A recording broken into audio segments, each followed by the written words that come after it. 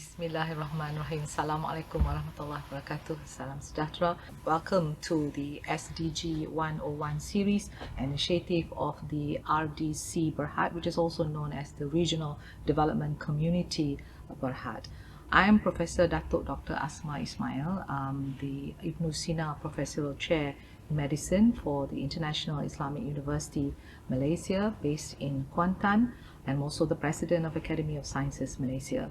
And today I will be bringing the topic on transforming towards sustainable, smart agriculture.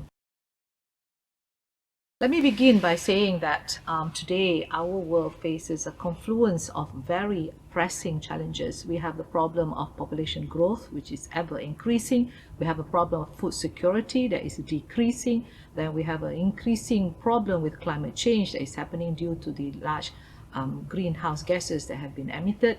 And we have energy security problem, and of course human diseases, we are plagued with it, and especially now with COVID-19, and of course the economic uncertainty that we all face. In terms of population demography, if we see what the world is like in 2050, we will find that the world population is now moving to 9.7 billion, which is basically about 10 billion people, and that would mean that as we move to 10 billion population, we will need 70% more food.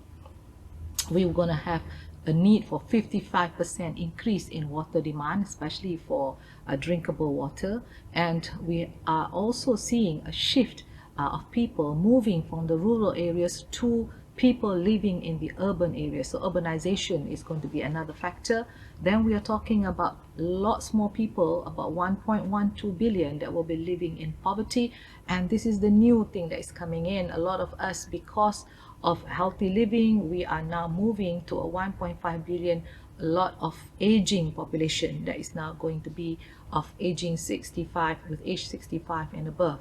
And basically, as I've said before, by 2050, if we don't do anything about it, we will be increasing the population to 10 billion, and we will need to produce 70% more food.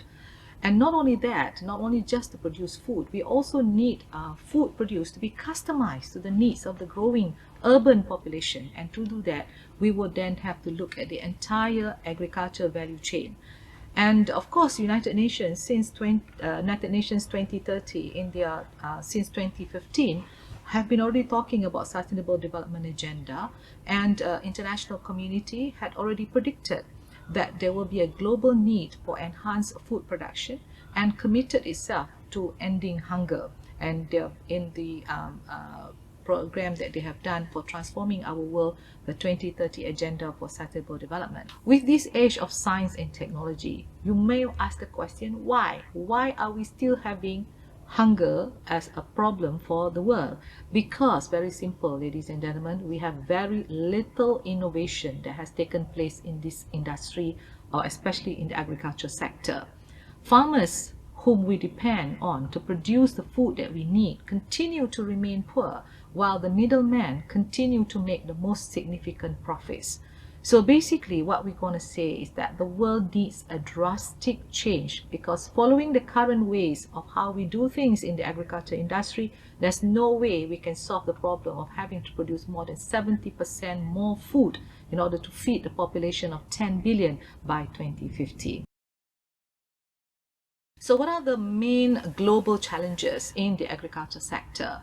We see four main global challenges. The first one is the increase in demographics that will now boost for food demand. As I've said just now, we need to have a population with the kind of population in 2050 of 10 billion, we need to produce 70% more food.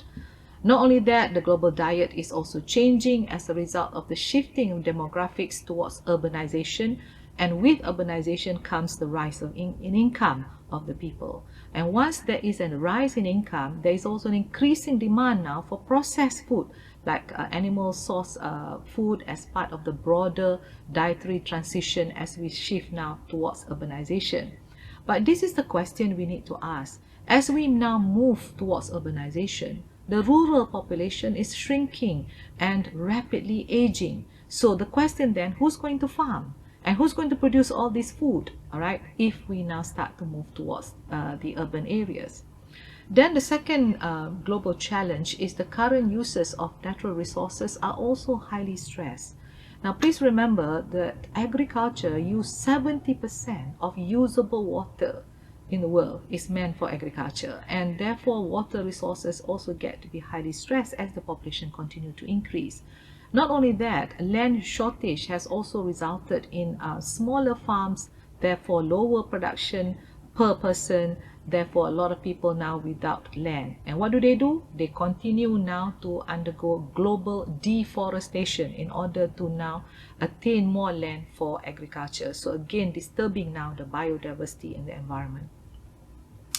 And the small piece of land that each farmer has, they continue now to undergo soil erosion, over-fertilizing, over-grazing, and as a result, the output coming from the land or the yield coming from that piece of land gets to be less and less. The next problem is climate change, because with climate change, as we are seeing now, is also reducing the productivity in agriculture.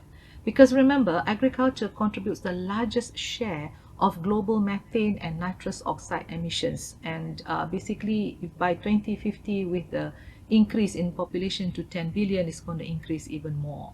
And therefore, these greenhouse gases, all these carbon emissions and methane and all these gases coming out is influencing climate change. And climate change, in essence, will reduce the agricultural yields due to the droughts and the floods that we are going to get.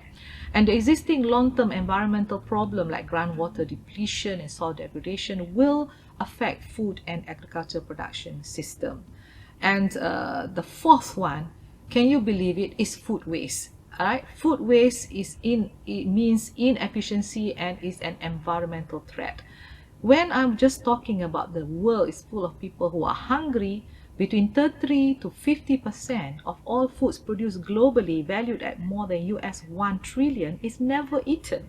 This is the irony of the situation. Remember that the resources that went into creating the uneaten food, like land, water, labor, energy, manufacturing, packaging, all these are also wasted. And decomposing the food waste, what do? We send them to the landfill, and this landfill will now create methane, which is now 23 times more deadly than carbon dioxide. So these are the kind of problems that we now see happening around us. So what is the end game? If we do not undergo change by 2050, all these macro trends that I'm talking about will lead to food scarcity problem. And the outcome will be poverty and hunger globally, with 700 million people remain extremely poor, 800 million facing chronic hunger, and 2 billion will suffer micronutrient deficiencies. And of the 800 million, the World Bank had already estimated that 1/3 of those people will live in the rural areas and in the developing countries like countries around Southeast Asia. So ladies and gentlemen, the message is very clear. If you continue to do business as usual, it will not work for the agriculture industry. So the question then is that, what does the future hold for agriculture? How do we now feed the exploding world population while at the same time provide for employment opportunities and improve the country's economy? How do we now enhance socio-economic well-being of the farmers? How do we now provide solution to SDG 2, which is about zero hunger, and SDG 13, which is about climate change?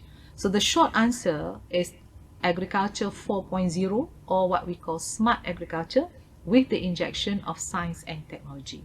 So basically what we're going to say is that the agriculture industry badly needs to catch up with the evolving world. And not only that, it has to be sustainable and it has to be ethical. So with that, thank you very much. Assalamualaikum warahmatullahi wabarakatuh.